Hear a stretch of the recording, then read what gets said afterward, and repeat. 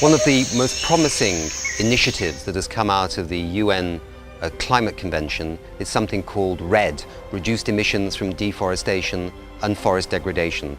Science showed the world that in fact something like 17%, maybe more of the world's greenhouse gas emissions were linked with the loss of forests. And with the loss of forests comes loss of livelihoods for people, loss of water systems, various other impacts on the environment and on communities.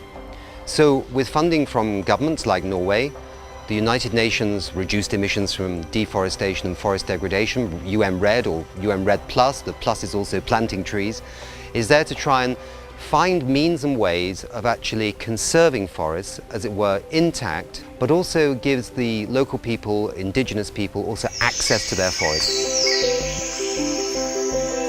Never before had we the opportunity to have the incentives and a system in place that would allow us to keep the forest, to manage the forest sustainably, and at the same time to use it to promote growth, poverty reduction, and to provide all of the environmental services that are important globally, such as climate change mitigation, and locally. One of the key drivers for deforestation is agriculture, especially commercial agriculture.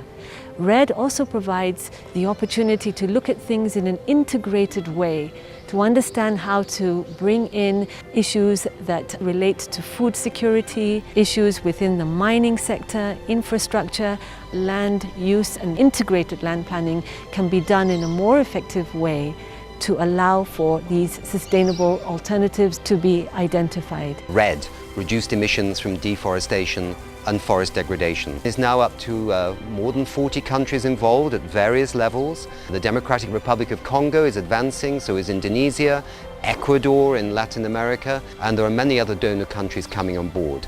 So what's really needed next is to provide the level of investment that would be required for country to transform the way they manage the forest. Initially from the public sector, then the private sector would be able to go in and invest in sustainable practices. The other thing that of course will be important to succeed is to have in place in the countries the governance conditions that will ensure that this investment is actually going to be productive.